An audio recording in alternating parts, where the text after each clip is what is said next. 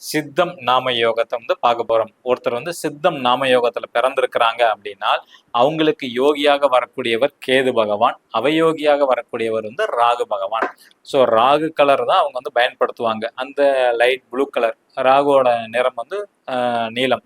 So இதுதான் அவங்களுக்கு லைஃப்ல வந்து அமையும் அல்லது பிடிக்கும். ஓகேங்களா? இது அதிகமாக பயன்படுத்துவாங்க. அதை தவிர்க்க வேண்டும். ஏன்னா அவயோகியா போயிட்டார்ல, அதனால அதை தவிர்க்க வேண்டும்.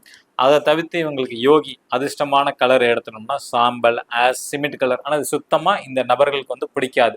இந்த சித்தம் நாம யோகத்தில் பிறந்தவங்களுக்கு சுத்தமாக அது பிடிக்காது. சரி, பரவாயில்ல. அது பிடிக்கலனாலும் இந்த அவயோகி கலரை வந்து நீங்கள் அவாய்ட் பண்ணாவே போதுமானது. அதுவே உங்களை வந்து பார்த்தீங்கன்னா மேக்சிமம் வந்து வெற்றி வாய்ப்புக்கு கொண்டுட்டு போகும்.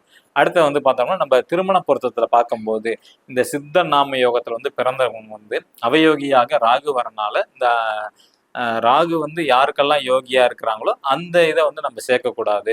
அப்ப துருதி நாம யோகம், வியாதிபாத நாம யோகம், மகேந்திரம் நாம யோகம், இந்த 3 நாம யோகத்துல பிறந்தவங்களுக்கு வந்து யோகியே ராகுவா வருவார். ஸோ அதனால வந்து ஒருத்தங்களுக்கு அவயோகியா வரவங்களுக்கு இன்னொருத்தங்களுக்கு அது யோகியாக வரக்கூடாது.